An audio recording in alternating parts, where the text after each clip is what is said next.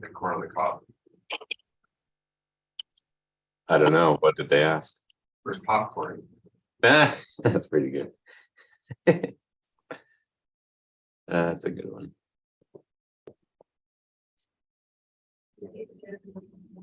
Hey everyone, we're live on YouTube now. Great. And I will start recording the meeting, Jeff, once we have the when you want to start the meeting and take roll call and all that.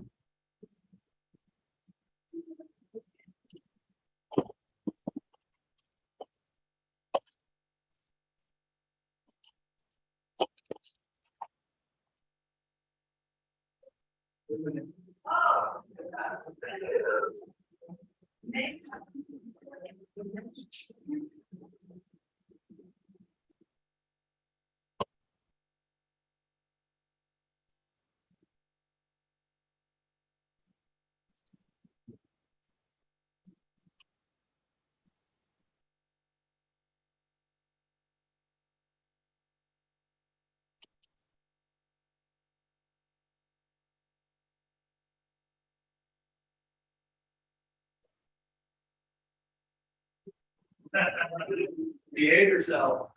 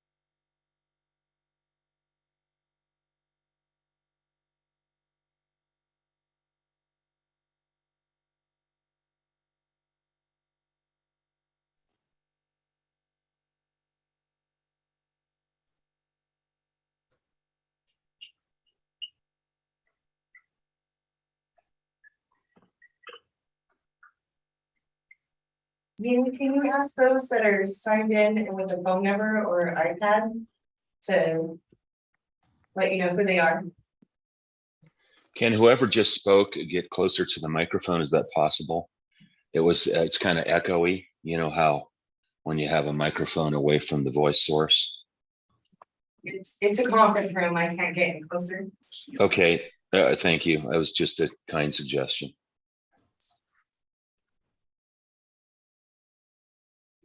Whoever is, are you muted?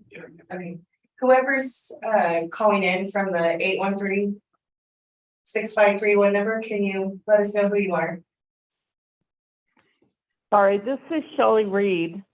Hi, Shelley. Hi, sorry, don't have any connection to my computer right now. Oh, no worries. We just want to make sure we know who's here. Okay. Hi, Leanne. Craig's here. Good morning.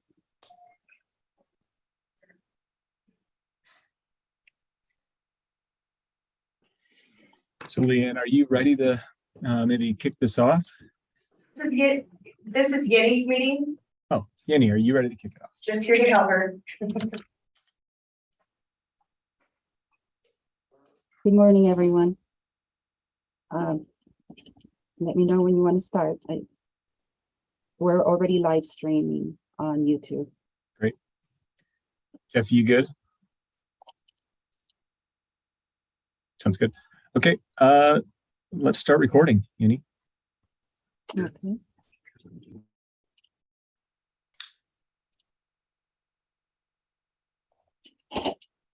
So good morning and welcome. Today is Thursday, October 27th, 2022. The time is 8:32 a.m. Let's get this Regional Road Impact Fee Technical Advisory Committee meeting going. Before we do roll call, I'd like to introduce the group to Joe Philbrick, who is our new RTC Engineering Manager. He's going to be helping leading the RRIF program here at the RTC.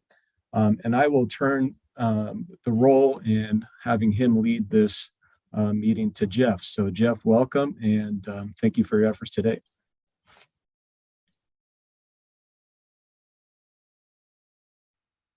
And we can't hear you.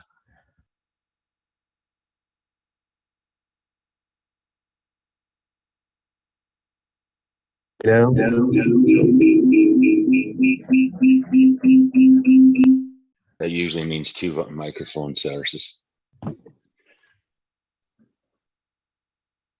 Can you hear me now? Still have an echo. Yeah. Okay. Just So turn- I'll go ahead and lead it, and then Jeff, when you're ready, we can we'll turn it over to you. So Yenny, let's do call of order, please. Roll call. Okay. Alex Velto. Angela Fuss. Here. Dale Keller. Here. Dwayne Smith.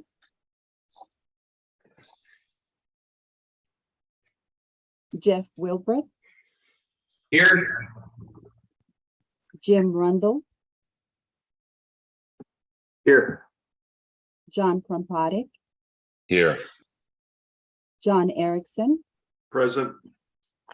Craig Knudsen. Here. Larry Chesney. Mike Michelle. Mitchell Fink. Here. Randy Walter. Shelley Reed. Here. And Ted Erkin. Here. And Xuan Wang, standing in for Dan Dunges. Here. Okay, that completes roll call. You have a quorum. Thank you, Yenny. Let's go on to agenda item number 2, public comment. Yenny, have we received any public comment for today's meeting? None was received. Leanne? None received. Dale, would you like me to start talking? Can you hear me through the computer? Yes, we can hear you, Jeff. You're good to go. Take it over. So we hear no public comment, so we move on to the agenda. The next item is approval of the agenda. We have a motion to approve the agenda. Move to approve. Second. Motion and a second. The motion's by John Erickson, and who second the motion? Craig Knudsen. Great, thank you. Any discussion? If none, all in favor say aye. Aye. Aye. Those opposed? None. We'll move on with approval of the agenda. The agenda includes consent items. Number 4, does anybody, that's just the meeting minutes. We'll look for a motion to approve the minutes. If anybody has any discussion prior to. They get a motion. Angela Foos, move to approve. Do you have any- I'll second. Great, so Angela and I think that was Shelley. All in favor, say aye. Aye. Aye. Any opposed? Approval of the agenda, or the consent of the items are approved. Thank you. Then now we'll move on to the discussion and presentations, item 5 in the agenda. And we'll start with acknowledge receipt of a report for year 1 indexing of the 7th edition of the road regional TAC fees and general administrative manual and the capital improvement plan. So this is actually my item. I just wanted to give the group an update on kind of where we're at in looking at the indexing the current fee schedule. And so per NRS, for NRS allows indexing of the index fees on an annual basis, essentially 1 year following the last update. So RTC will be looking to implement that change and disseminate that information to the local jurisdictions. The last fee schedule was updated in January 31st, 2022. So that would give 1 year later, January 31st, 2023. So the next couple of months would be eligible for fee indexing. Way that the fee indexing works is it takes the consumer price index past rolling 5 years average. Currently, that's once we get through the end of December, we'll have a finite number. But if we take that information kind of through October, the trend is looking about 4.1 or 4.2%. We'll get that number finalized first of the year when the December information has become available. The NRS only allows a maximum of 4.5% as a maximum index. We'll be looking to, as I said, disseminate that information to jurisdictions and implement that index. Are there any questions or discussion that anybody would like to have regarding this process or information or any other items that we can help discuss or explain relative to this? And I'll just note, as it's going to be shown on the screen, we did include just the NRS backup for this topic. And this has been done, from what I understand, kind of every on an annual basis. So it shouldn't be a surprise to anybody, but just wanted to give update that we are looking at it and the kind of timeline that which we are looking to do it. Yeah, Jeff, this is John Erickson. I was just curious to know when are you anticipating to implement the 8th edition? Yeah, so the data from that we get for that through the consensus for the Census Bureau, they're pretty timely on delivering the following month's update. And so the October information, or sorry, the September information was available like early in October. So I would expect once the December information is available, the first week or so of January, being able to share that information with everybody. So definitely the first week of January, be able to send out notices and distribute that information. And Jeff, the earliest we could share that information or implement that change is January 31st, 2023 per NRS, which would be 1 year following the implementation of the 7th edition GAM and CIP. Jeff, this is Dale. I just help clarify maybe John too for a question. So this will be the indexing for year 1 of the 7th edition, and Jeff laid that out. So once we have the December numbers, we'll complete that 5-year rolling average and get that to the local agencies to start implementing their system. Now for the 8th edition wise, as we look into that, we're going to take the lead from RTC planning, and then with the update to the RTP.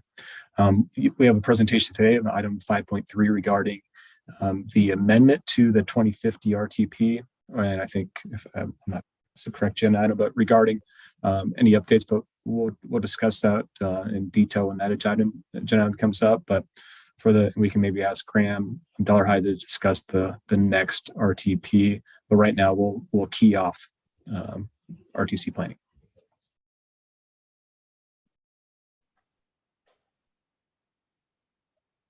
And Jeff, one question. So we talked about we think it's going to be roughly about 4%. What does that equate to, for example, for a single family house?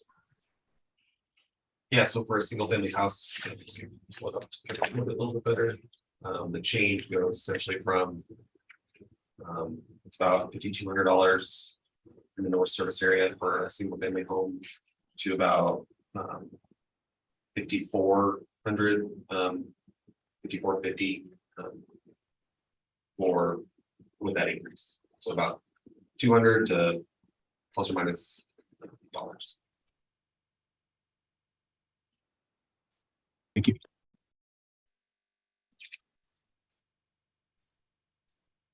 If there's no other discussion, I would request a motion to acknowledge receipt of this report.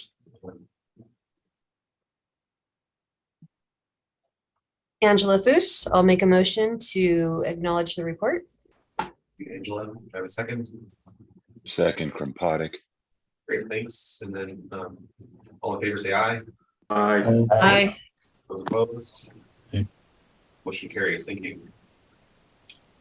Next item is 5.2, acknowledge and receive a report on opportunities to enhance Regional Transportation Commission's ability to facilitate more proactive and regional analysis of anticipated growth and change conditions. So this item is being discussed by Dale. I'll turn it over to Dale. Yeah. So good morning again. And it's been a while since we all got together since the springtime, and there hasn't been too much changes to the RRIF program. I think this group did a great job of reaching our goal of the 7th edition and letting it breathe and see how it reacts. And we've got some feedback in the springtime, how the 7th edition is working. So that's all been good. And what came out of this as well is talk about, even from this group, what else can we do better from a region standpoint and from us from the RTC, and what we've been asked to by our board to start looking into. And so what's on the screen right now is some of our strategic goals for this past fiscal year of fiscal year 23. And this actually goes out to 2025. So we've been asked to look in regionally, how do we help improve, and our role here as an RTC, and what does that mean? So if we look into the strategic goal number 2, where we're enhancing RTC's role in anticipating and meeting the future transportation needs. And you see on the bottom there, focus on transportation decision-makings, development impacts, and the future of the community. So RRIF program definitely plays a role into that role, and one of the things we help administer for the region. And that kind of also dovetails into our development review process here with the RTC. And we've talked to the different agencies one-on-one a little bit about what our role is. I know Dan Dunges, RTC Planning Director, has reached out and getting some feedback to what we want to see when we talk about development reviews.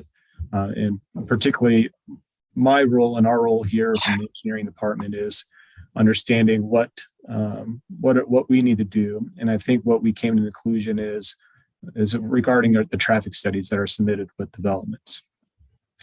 And part of the proposed question in the agenda packet for this one is just have that discussion about more so, what are some opportunities that we can help be proactive with this facilitation of growth and changes within the RRIF program, but also I want to maybe use this group as a sounding board when we talk about development reviews and maybe some traffic studies. And one question that we talked about was, is there an opportunity to maybe regionalize between Reno, Sparks, and Washoe County, those traffic studies all together? And I just want to open the discussion. We're not going to be, I think this is just accept the report, acknowledge the report. So this is just more open, maybe take some comments we received today, and work with staff if there's any legs to this. If not, we can continue along our process. But this is, once again, looking at our strategic goals of how we can be more proactive as a region and where we see as a regional body to be consistent amongst each of the agencies. So with that, I'll open up the floor to anybody who has either some comments or would like to weigh in. Dale, I'd like to weigh in, Krampotic, on your traffic report. It's funny how often this comes up, so I appreciate teeing that up.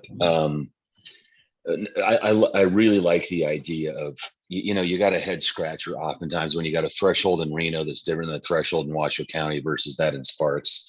If it's 100 PM peak hour trips, that's a threshold for a study, then let's call it that. I think that's part of the regionalization discussion on the criteria. But I think the bigger thing that comes up, and I trust that you hear this, and many people in this meeting hear this, is you get on, it's sort of like I've represented several projects above DeMonte Ranch High School, and you got project A that comes in under the gun, and then another one a little bit under the gun, and no traffic study, no traffic study, no traffic study, no traffic study. And then collectively, we've got a big impact.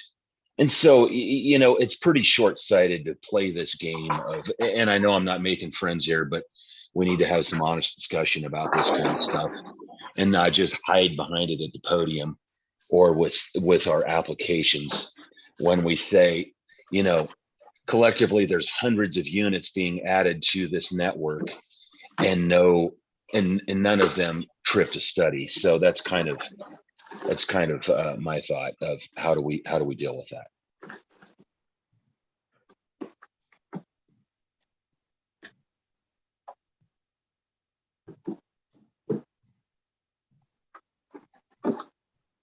I don't know. That was all I had. Somebody's got something going on in the background. We lose Dale. No, I'm still here. Any other comments from the group? Okay. And Helena, if you can you please mute yourself? Thank you. I'm sorry about that.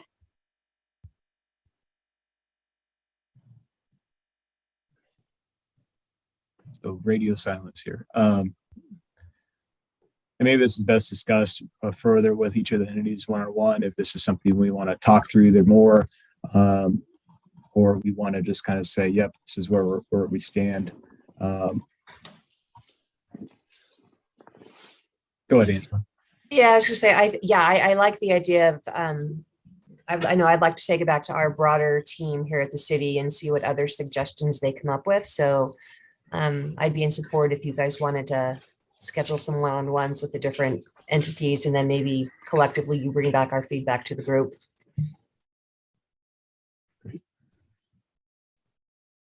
You know, Dale, my suggestion would be is to take a look at the ITE standard for traffic analysis. They have a pretty good outline with regards to what would trigger a traffic analysis or an in-depth analysis, and you kind of provide a guideline with regards to what would be in the study, and then maybe bring that back to the group for discussion. That's good, John. I like that suggestion. I'm 1 for 1 today, Dale. And with that, I know I kind of opened the box and opened with this question about traffic studies. I think that's a good one, is the guidelines and making sure that criteria is maybe could be consistent. If there's any differences between the entities, to highlight those and resolve those. Outside of traffic studies, do you see from this group, when we talk about transportation decision makings and development impacts from our RTC region, that is something that we can be more proactive with our approach, or there's something that we could do better on? I just want to open that statement out. And there's something from more so from the industry side, either from John Kapotic or other members, that they can see maybe help facilitate some of these development impacts differently or better.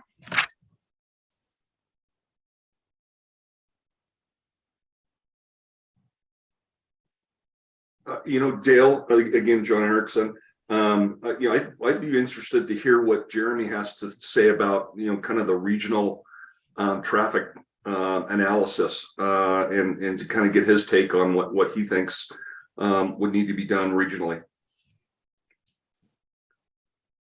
Yeah.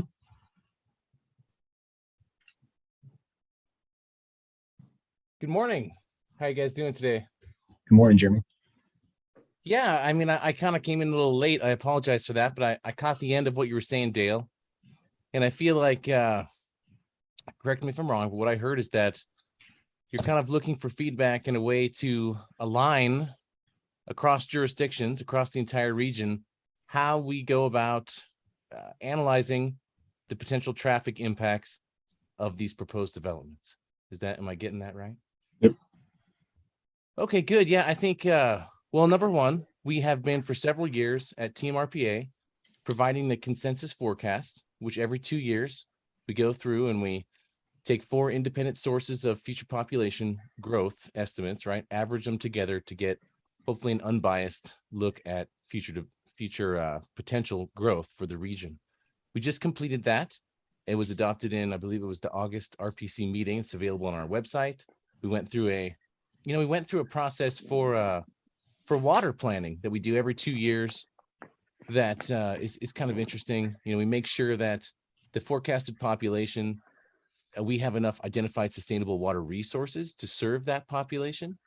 And obviously we do the RTP every 4 years in collaboration with the RTC. We help out, they're doing a big effort there, but maybe there is an interim step that every time we do the consensus forecast, we also do some kind of check that's akin to the water check that takes a look at some of the traffic, you know, kind of a check-in in an intermediate RTP year. And Damien and I we're working on the data, working on actually for Angela and for ourselves, the future potential in the Truckee Meadows based on all of the entitlements. So we work with the 3 jurisdictions and, you know, everybody at the entities to try to understand what has actually been approved. Obviously, we track what's been approved through the master planning process. So it's a constantly moving target, right, of what is possible out there.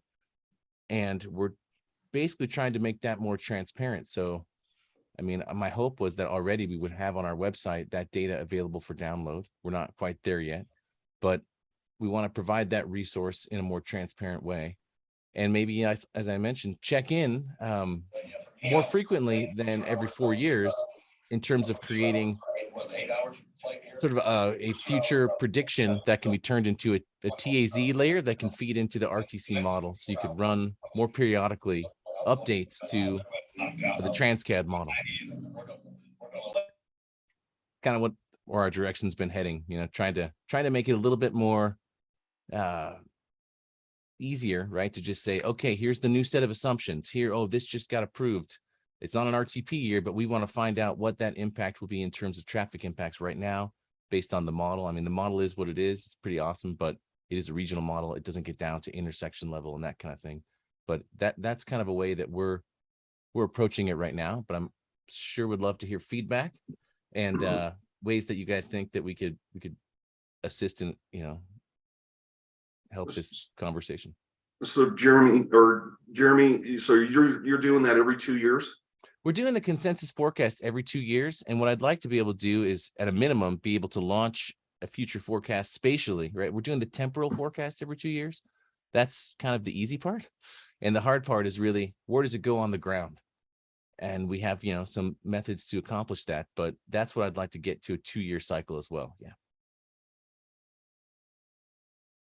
So we're working on that now, and I'm anticipating we'll have a new forecast spatially, right, that matches the consensus forecast amount. We'll try to pick parcels that develop over time in the region to realize that amount, and we should have that early next year, like February timeframe, I think. Dale, and this is Jim. In terms of a consolidated approach on traffic studies that RTC is reviewing, do you anticipate, let's just vet that scenario and say that's something we agree to. Do you anticipate then that RTC begins to make project recommendations on for the jurisdiction and begins to attend planning commission to support or contest an applicant's traffic study? Because that's the scenario I see RTC getting into. Yeah, Jim, this is Dale. I do not at this time anticipate that's the direction we want to go. I think for us, since we're the transportation experts in the region, is making sure that if we're going to help support the local agencies of that traffic review, it's consistent and we know what we can help support and tease out information, either that's coming out from hey, here are these projects from the RTP, here's the projects in the RRIF CIP that we have. Yes, you know, does it check the box on access management guidelines? And those are the things of just drawing attention to, because we recognize too that both on the planning staff wise and community development side, but I know resources are scarce. You have a lot of things coming at you. So how do we help support Reno Sparks in the county? So I don't see us being the approval agency on the traffic side. I think once again, the ownership should rely on each of the cities to do what's best in their local jurisdictions. From a regional side, we just want to understand, hey, this is by doing this, just to make aware of different situations that how that impacts the regional network as a whole, as growth continues to develop. I think that makes sense, Dale. My question to you is, how is that not happening now? I think it is happening now, but this is, once again, I think this is one more of our board brought to us is we talk about roles, and this is more related. I brought up maybe something small. I said, can we be more consistent on the traffic studies between each jurisdiction? John brought about of triggering traffic studies as one of the things. I know that's one from engineering side we touched upon, but if you look what's on the screen here is there a way we can help clarify some of these roles that we have, even outside of just call this one as what we do here on community development and new development. But this is, I think, greater than just that. This is also focused on, does the general public really understand or care who owns the road and maintains the road? All they know is they're driving on it. There's an issue on it. We want it fixed. We want it maintained, right? And that, I think, big part of this is we haven't touched upon the NDOT component, right? What is a state route? What's not a state route? What is our relationship with NDOT, and how does our relationship flow through the locals with Reno's Parks and the county? So that's part of this conversation. I just was really saying, how do we tie this to what is the role with this RRIF TAC community and the RRIF program overall when we look into the future transportation needs? So it's nothing I don't think we're doing bad on. Maybe I'm just asking the question, there's things can we improve with this lens of the RRIF program? And I see, Bill, you popped on if you want to add anything too. Yeah, I was just gonna add, Jim, to your question, which is a key on what we're really talking about here is we have occasionally at RTC been sucked into the no-win situation that you guys live in, which is, you have to make a recommendation on a project. There's people who are opposed to the project. They use everything they can as a reason to fight it. And when RTC shows up and is put in the pivotal seat of should this project be approved or not, we're way out of our lane.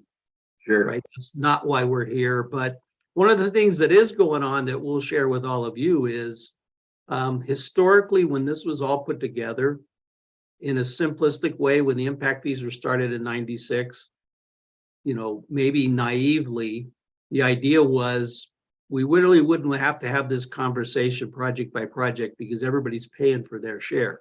Well, both the fact that that was done so many years ago and the community's evolved, and we're at this cycle right now where growth is a point of contention amongst the citizenry, all of that gets lost. But what also is new is back when these impact fees were set up, the freeways were not part of it with intent. The edge of the impact fee system ended before it got to the freeways. And now what we're hearing from NDOT as recently as this working group that they're doing from the legislature is an interest in looking at land use. So on the one hand, they're talking about, at least from the NDOT standpoint, that we should really be looking at impact fees and local decision-making on land use and how it affects the freeways, which is not, in and of itself is not a bad question, but the problem is once you open that Pandora's box, now all of a sudden the information that Jeremy's precisely predicting of what the future holds, we're going out and building freeways because we collected private money, and once we take it from somebody, we owe it to them. And we're building interchanges based on your model, Jeremy. And I know you're going to be spot on every time, like exactly when we need these freeway interchanges and how big they need to be and things like that. I mean, it's the future. So I'll go ahead and claim it's always going to be wrong. We're doing the best we can to understand the existing conditions and then provide an educated guess. And that's why we check in over and over again. So surely, I mean, I know you're being sarcastic, Bill, but it is a bit of it's a guess. I mean, it's the future and we're never going to get it 100% right. I mean, that's why we've leaned towards scenarios in the past with the regional plan, where we look at a multitude of different futures that could be met by the growth pattern, right? Right now, we've got an amount of potential that is probably on the order of double of what the forecast predicts. So if that's the case, then that means there's more than one way the future can be realized, depending on decision making. And so by looking at 4 or 5 different scenarios, we can maybe start to understand impacts that are shared across scenarios versus impacts that are scenario specific. And I think, we watch and see, and we track, hey, are we going towards scenario A or B? And then we can kind of look to those impacts. I mean, that's kind of generally how we've tried to start approaching it. And if I can, just throwing it out the big picture for the group to think about, because it is important. Everybody on here is part of the decision-making process at different levels. The the idea that somehow, through TMRPA's modeling and RTC's use of that in the traffic model, that we're going to be able to predict where we should go build a road so that we meet the public's expectation, which is when growth happens, the roads are already in place, I think is a false scenario to create that expectation. And I think where we really need to go collectively is designing a system where we respond in a reasonable way in terms of timing and action. And so let me just say one last thing. The last time we did a really big road was the Southeast Connector. That's the first time in a long time we've done a road well ahead of its actually demand, because most of that development hadn't really occurred out in that area. What did it mean? It meant for RTC, we had to pledge a third of our revenue for the next 20 years. So we're in debt. We get about 90 million a year in fuel tax, 30 million of it goes to pay off the debt, not only for that project, but primarily that project. So if we went to a model where we were going to pre-build roads, what we'd be doing is basically, let's just say we did that again, taking another third of our revenue and building a road and hoping we got it right. And then having only a third left to be able to respond to what's really happened in the real world. So I think that's probably a foolish path to chase, to try to guess where we should build roads and hope that, Ted and all the other private developers just build right where we put the road. So that's my. I think, just jump in really quick again, that's a really good point, Bill. And I mean, if we were to and I've talked with Dan and others at RTC, and I know that scenarios are on the table for the next RTP, and I don't know if this would have come through or not, but you could imagine that possibly, however you built the future, we would have needed that Southeast Connector. But, maybe there were other projects that we only needed in certain futures. And I think that would be a great sort of approach for us to try to take in the next RTP, would be to see if we could collectively together, work together to get an understanding of what projects on the list seem like they're going to happen no matter what, versus those projects on the list that are kind of more dependent on if certain developments go.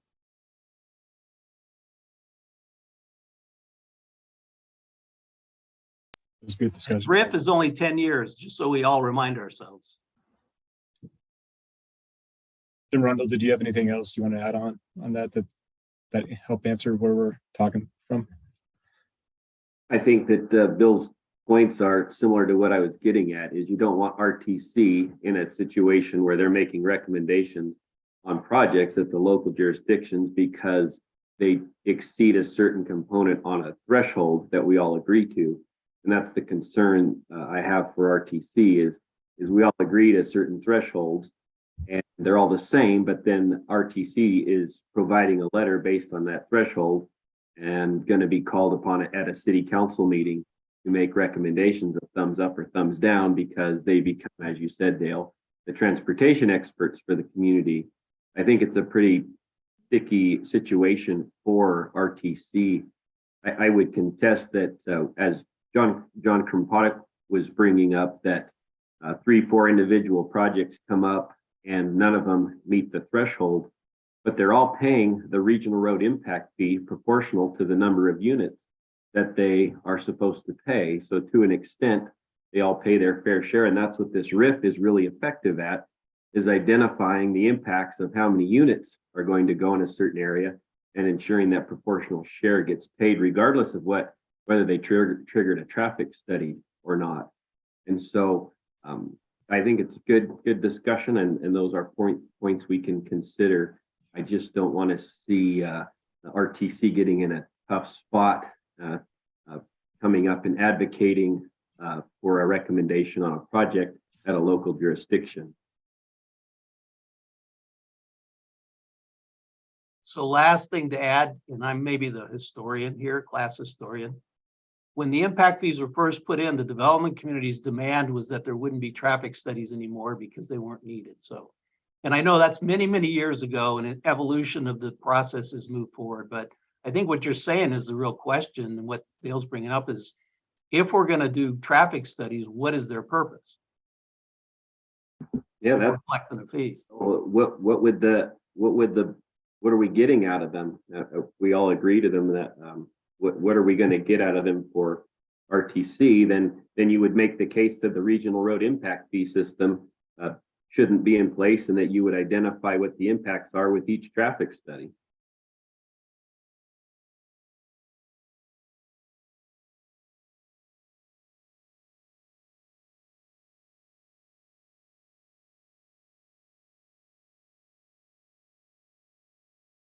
Jeff, I'll turn it back to you.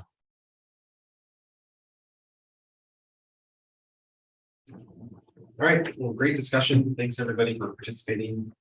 We're kind of done. Just request a motion to accept, just acknowledge that we had that discussion, and we have a motion.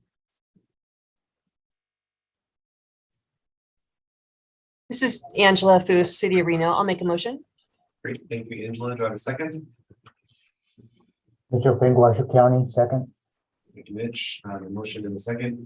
Can I get all those in favor say aye? Aye. Those opposed? Great. Moving along to item 5.3. So this is acknowledge receipt of a report regarding amendment number 3 to the federal fiscal year 2021 to 2025 of the Regional Transportation Improvement Program, the RTIP. And this is going to be performed by Graham Dollarhide, the RTC planner. So I'll turn it over to Graham to provide that report presentation, and you can follow up with any discussion. Thanks, Graham. Thanks, Jeff. Good morning, everybody. I will do a screen share here.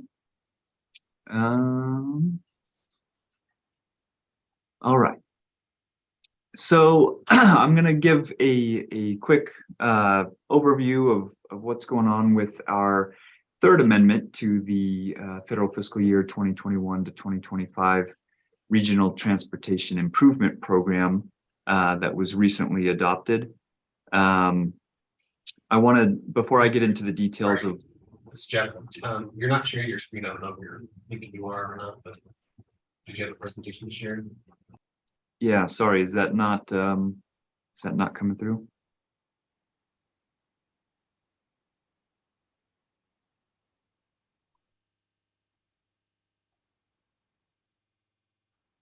All right, let's try again.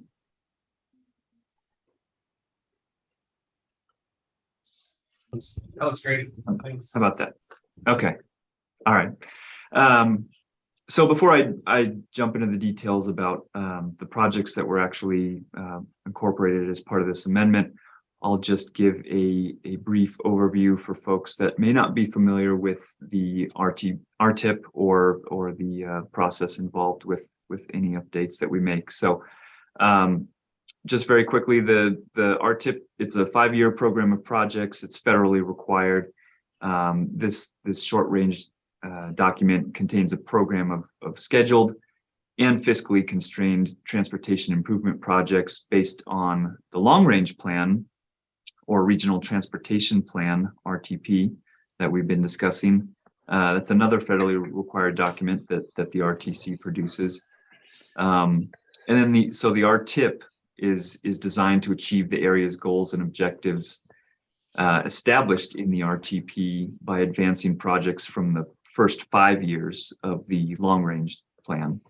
The RTIP also includes all federally funded or regionally significant projects, regardless of funding source, and carried out by any agency in our jurisdiction, our MPO boundary. So in this instance, an amendment was required because changes that were made to these projects met certain thresholds that are detailed in our public participation plan, which is another federally required document that RTC produces. So with that, I'll jump into the details of the projects that were amended, listed here by lead agency. So for the projects that RTC is the lead agency on, the Keystone Avenue Improvements Project, which is a project from California Avenue to First Street, that updates the funding source for package 1, which is the design phase. And it also adds a new phase, phase 2, the construction phase, as an all-new project. The same can be said for the Sierra Street Bridge Replacement Project. Phase 1 just updates the funding source, and then phase 2 with an all-new project in the RTIP for the construction phase of that. The Lemon Drive project actually amends the scope of the project from a widening and stormwater improvements project to a roadway reconstruction and stormwater improvements project. It also now incorporates federal funding. The Villanova Maintenance Facility Replacement Project is an all-new project. It is for the purpose of relocating RTC's transit maintenance facility, which is currently located on Villanova underneath the freeway. It will be moving the facility to 6th and Sutro to be relocated with some other RTC transit facilities. And this is for phase 1 of the project, the design phase, once again. The city of Reno amended its Urban Road and Plumas Street project simply to move the funding set aside for the design phase, and took all that funding, moved it into the construction phase of the project. All the design is going to be done in-house there, and outside of the terms of their agreement with NDOT for that project. So, and then NDOT added several preservation projects on state-owned facilities throughout Washoe County. And they also committed additional funds for an existing service, the Freeway Service Patrol, and committed to funding that service for the next 4 years, FY 23 to 26. So our federal fiscal year 2021 to 2025 RTIP was originally adopted in March 2021. Obviously, this represents the third amendment to that document. As Dale kind of mentioned, we're going to have another amendment coming up here shortly, a small amendment prior to our next adoption. Which Dale was alluding to, which is planned for spring of 2023. And as discussed, this amendment provides updates to project funding, schedules, scope, and adds new projects. All projects were exempt from any sort of transportation conformity analysis, which is essentially the air quality analysis. Exempt from that requirement because no new capacity was being added to any of these projects. We did follow our public participation process, didn't receive any public comments while that was open, even though we did advertise through multiple outlets, including the RTC website and Spanish language newspaper. And we also presented to two of our advisory committees, the Citizens Multimodal Advisory Committee and the RTC Technical Advisory Committee. Both recommended approval of the amendment, and that was officially done at our board meeting in September. So with that, I'll take any questions and otherwise open it up back to Dale if you wanted to have a larger discussion about this. Thank you. I got a question for Graham. John Krompottek. I'm just curious. I'm looking at I've worked with Dale on this alignment of Lemon Drive, and I see one of your items here. I'm looking at page 47 that shows what appears to be a selected alignment of Lemon. Has that happened? I know it's kind of tangent to your presentation, but I was curious.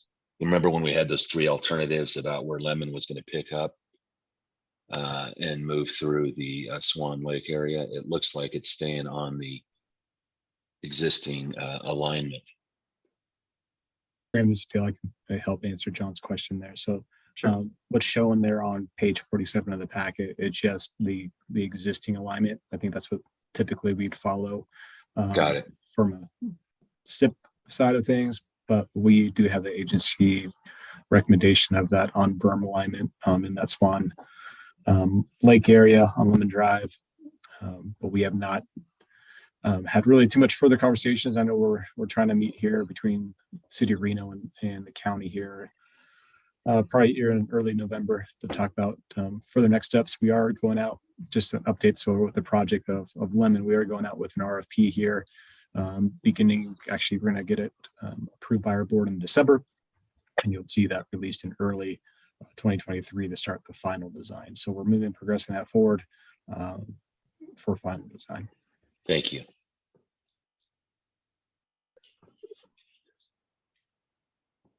Yeah, very good. Thank you, everybody. Thank you, Graham. Are there any other questions or discussion items relative to this item? Jeff, this is Dale. One thing I'd like to add related to the RRIF program in our RRIF CIP, with the changes made here, I do not see any changes to our RRIF CIP. I mean, these are all fairly, the ones from the bridges are all fairly funded. We have funding sources already identified, so there's not a need for unfunded or project related to new development. So my recommendation is not to make any changes to our current 7th edition of RRIF CIP. Going back to John's earlier question, John Erickson from City of Sparks on our agenda 5.1 about the RTP, we'd be looking to make any adjustments to the RRIF CIP with that update that Graham spoke about in the springtime, unless this group feels there's a project that we are missing or has been accelerated that we haven't captured currently in our current 7th edition RRIF CIP. Thank you.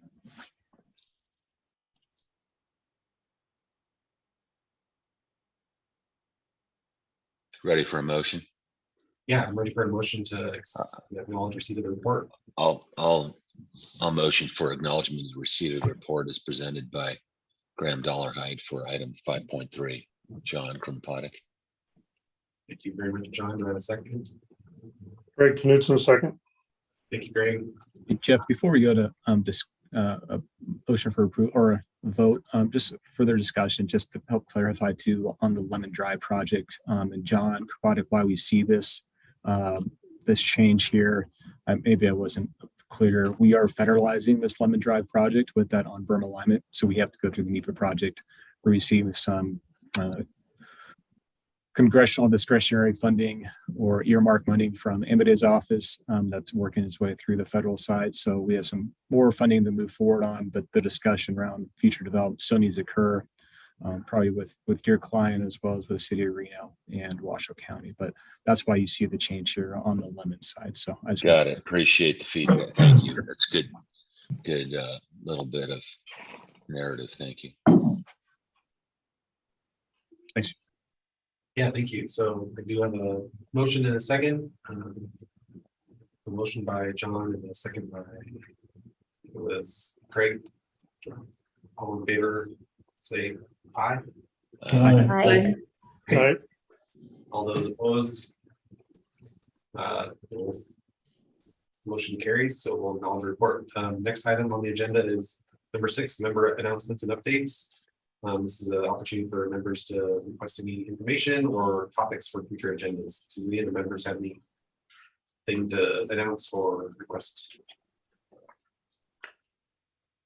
I have potentially, I have one. It might be outside of the RIF and maybe more along the lines of the RTC.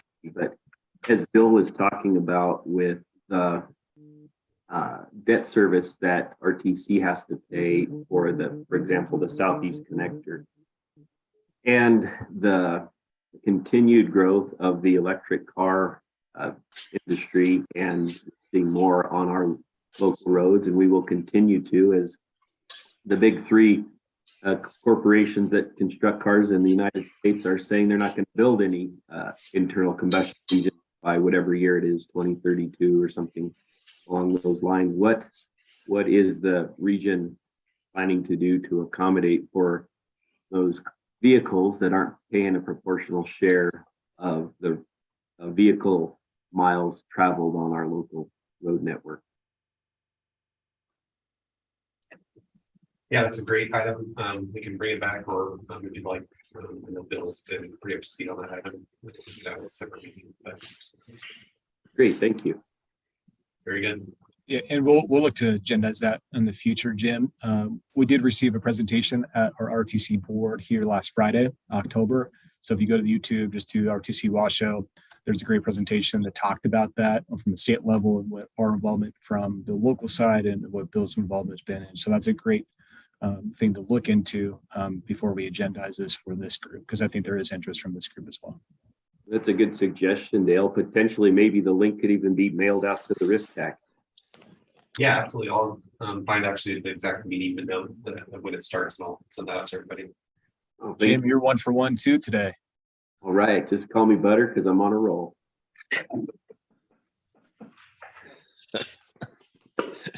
Very good. Anybody else have any updates or comments?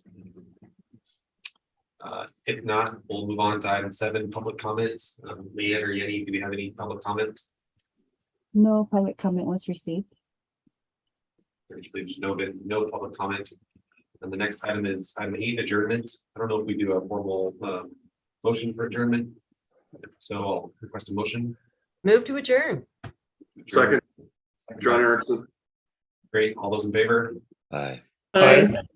Opposed? Great. So we'll call for adjournment at 9:23 a.m. Thanks, everybody. Thank you. Great day. Bye, everybody. Thank you. Bye. Bye.